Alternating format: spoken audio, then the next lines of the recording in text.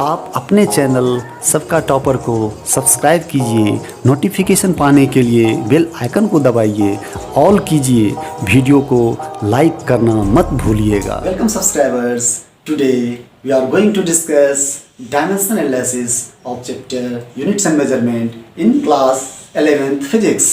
So let's start. So this is your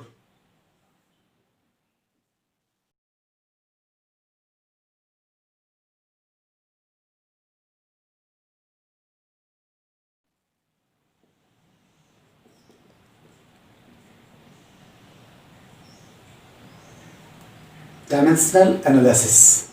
तो dimensional analysis को हम लोग देखते हैं। तो व्हाट इज डायमेंशंस, पहले फर्स्ट थिंग है कि व्हाट इज डायमेंशंस। डायमेंशंस का ये जो डायमेंशंस वर्ड है हमारा, इसको समझना इंपॉर्टेंट है कि व्हाट इज डायमेंशंस। ओके, सबसे फर्स्ट थिंग है कि फिजिक्स जो हम डिस्कस करते हैं इसमें मेजरमेंट बहुत सबसे इंपॉर्टेंट पॉइंट होता है कि मेजरमेंट ऑफ फिजिकल क्वांटिटीज है ना, दैट इज फिजिक्स। फिजिक्स का मोटो जो होता है हमारा वो मेजरमेंट ऑफ फिजिकल क्वांटिटीज होता है। तो फिजिकल क्वांटिटीज को मेजर करते हैं तो उसके अकॉर्डिंग ही फिजिक्स को हमने क्या कहा कि फिजिकल वर्ल्ड जो होती है, there are seven dimensions of physical world है ना, देयर आर सेवन डायमेंशंस होते हैं फिजिकल वर्ल्ड के। ये इसको आप समझ सकते हो कि डायमेंशंस का मतलब ही क्या होता है ना, 7 dimensions of physical world.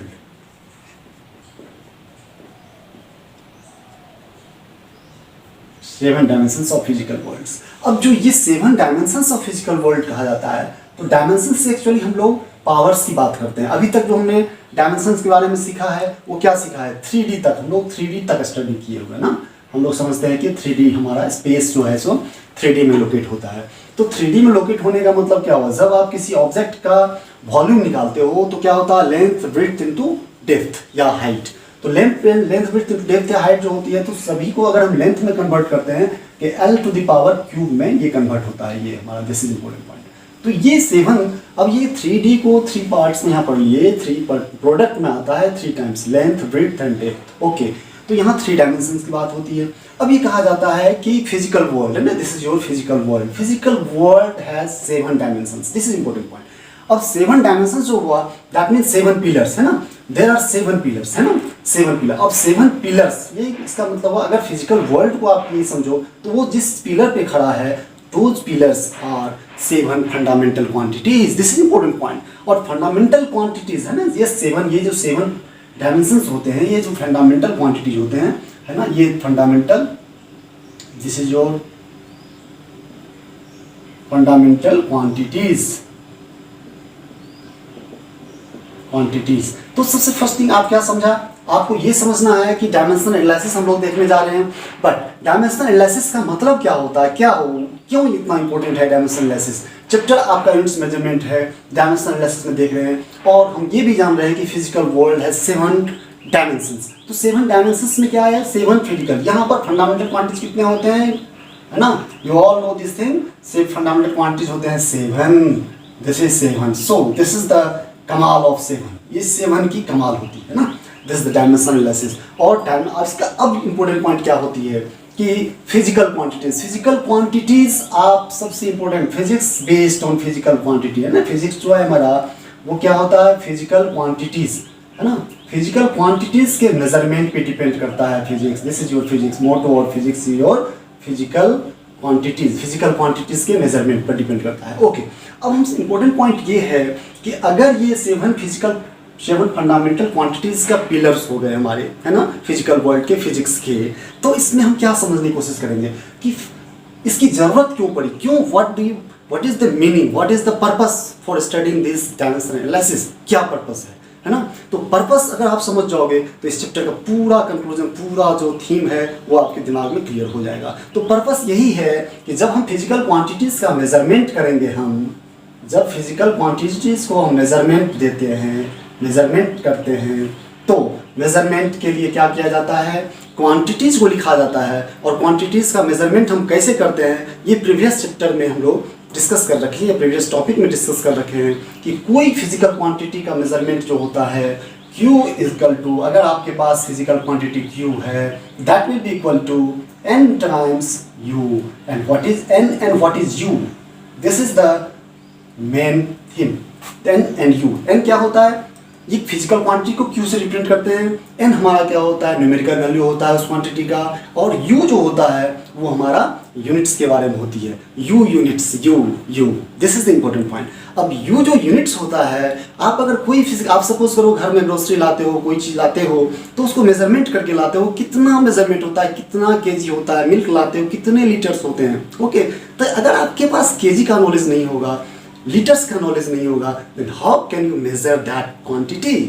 This is important point. तो दिस इज इंपॉर्टेंट, ये इंपॉर्टेंट पॉइंट यहाँ डायमेंशन प्ले कर रहा है कि अगर डायमेंशंस आपने सीख लिया तो आपके पास वो कैपेसिटी हो जाएगी कि उसको मेजरमेंट करने के लिए आप यूनिट डेवलप कर लोगे। अगर आप यूनिट डेवलप कर लिए, this is the main purpose of dimensions. Dimension analysis का यही पॉइंट होता है, ये किसी फिजिकल क्वांटिटी के मेजरमेंट के लिए Q equal to N U में, एन तो आप नंबर से लोगे, ये न्यूमेरिकल वैल्यू होती है हमारी, ये न्यूमेरिकल पार्ट होता है, न्यूमेरिकल वैल्यू देता है क्वांटिटीज का, और ये यू जो है ये यूनिट्स को बताता है। तो ये यूनिट्स ही आपके लिए सबसे इंपॉर्टेंट पॉइंट हुआ कि आपने जो भी क्वांटिटी फिजिकल क्वांटिटी लाया उसके लिए एक स्पेसिफिक यूनिट होगा। जस्ट लाइक फॉर, अगर केजी मास के लिए लेते हो तो केजी लोगे आप, है ना। अगर फोर्स के लिए लोगे तो फोर्स का क्या यूनिट बनाओगे, कैसे यूनिट डेवलप करोगे फोर्स के लिए, है ना। How can you measure the force, है ना, how can you measure the work, है ना। तो इसका इंपॉर्टेंट पॉइंट यही हुआ। वो एक तो साइंटिस्ट के नेम पर हम चले गए, बेशक साइंटिस्ट के नेम पे हम गए हैं, न्यूटन, फोर्स के लिए न्यूटन लाए हमने, जूल वर्क के लिए जूल लाए, एनर्जी के लिए जूल लाए, लेकिन वो तो बात की बात गई। लेकिन न्यूटन को जो फिजिक्स के लेवल में आपने कन्वर्ट किया, that is kg meter per second square, and kg meter per second square will be the contribution of, is kg meter per second square is the contribution of dimensions and dimension analysis.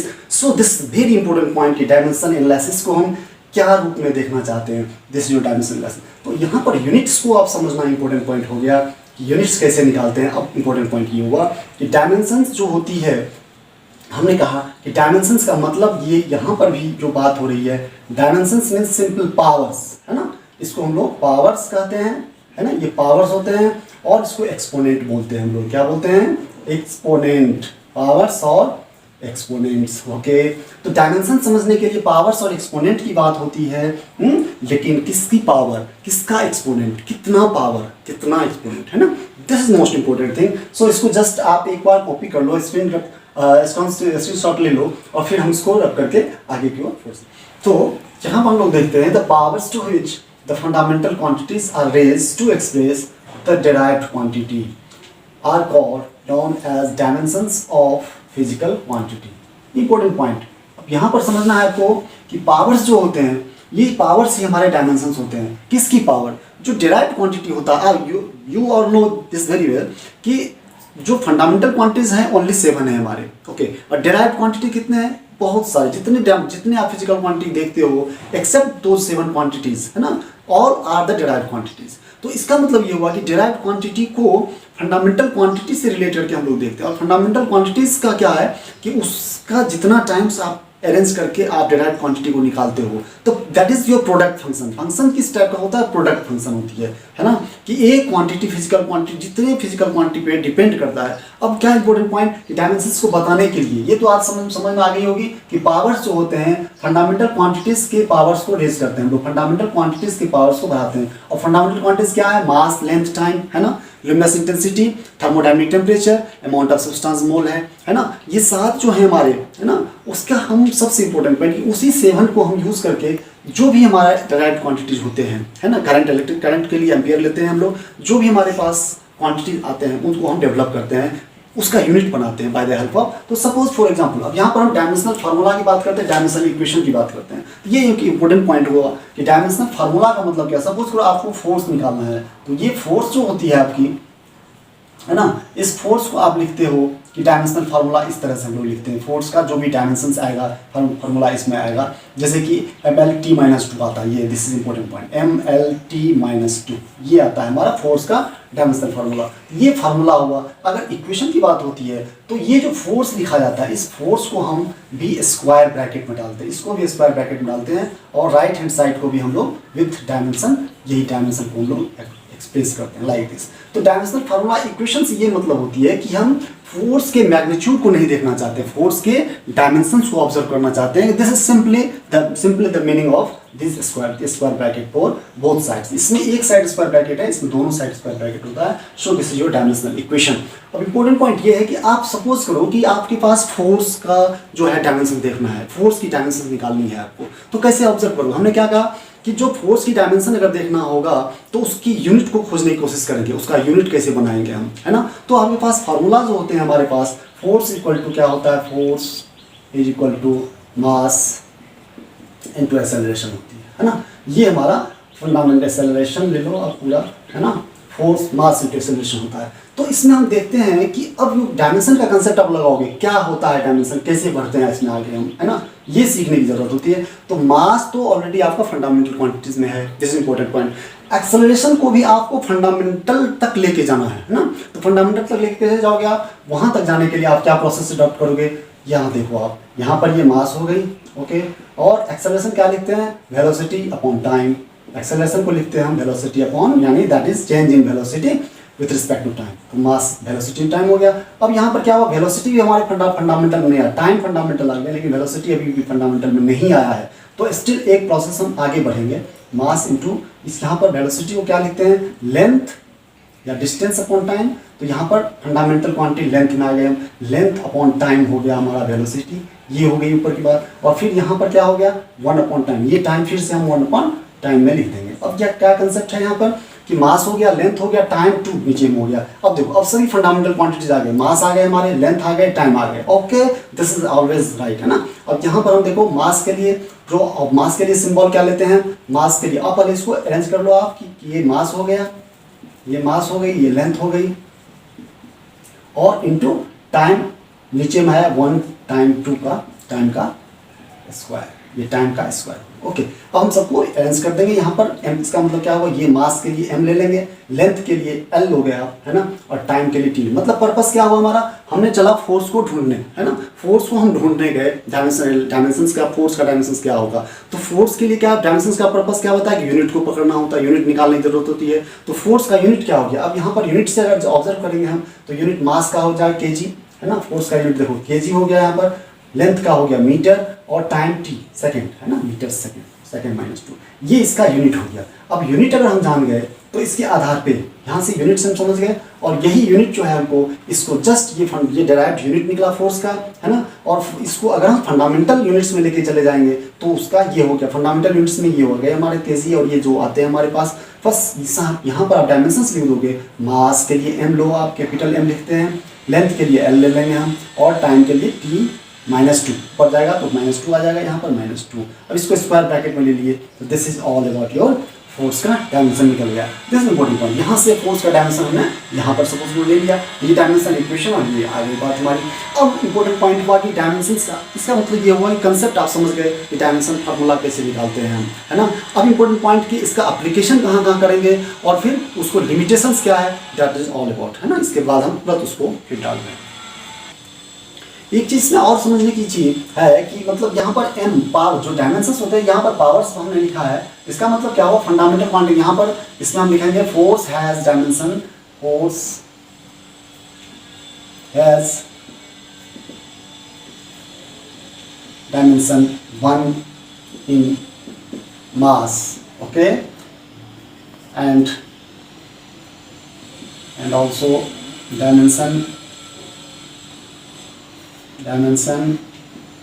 1 in length, okay, and also dimension force है, यहाँ पर force has dimension 1 in mass, है ना, dimension 1 in length, and dimension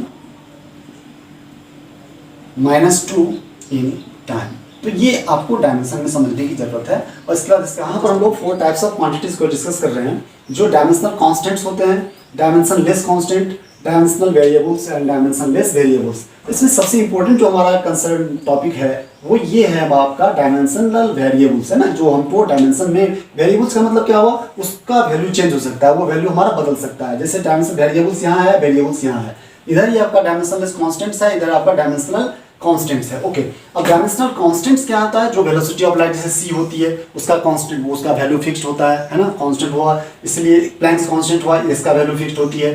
dimension less constant जो होता है, जो pure number हुआ, पाई हुआ, ई हुआ, और डायमेंशनल वेरिएबल जो जिसका हम डायमेंशन ऑब्जर्व करते हैं, और डायमेंशन लेस वेरिएबल जैसे कि एंगल हुआ, ये रेशियो होते हैं, इसके डायमेंशन नहीं होती है, स्पेसिफिक ग्रेविटी की रेशियो के कारण डायमेंशन नहीं होती है। स्ट्रेन होता है ना, जो हमारा कन्फिग्रेशन से रेशियो आती है ना, ओरिजिनल और डिफॉल्ट अपॉन ओरिजिनल, ये हमारा स्ट्रेन होता है। ये सभी डायमेंशन लेस वेरिएबल्स होते हैं। सो इसका मतलब ये हुआ। अब जो है अगला टॉपिक हमारा ये होगा, अगला वीडियो, उसमें हम डिस्कस करेंगे कि जो इसका एप्लीकेशन होता है, जैसे कि system of units to conversion में है ना, एक यूनिट से दूसरे यूनिट में कन्वर्ट करने में, फिर correctness of a physical quantity, physical formula को चेक करने में, और डेरिवेशन ऑफ फिजिकल फार्मूला, ये तीनों हम नेक्स्ट वीडियो में सेट करेंगे। So thanks for watching.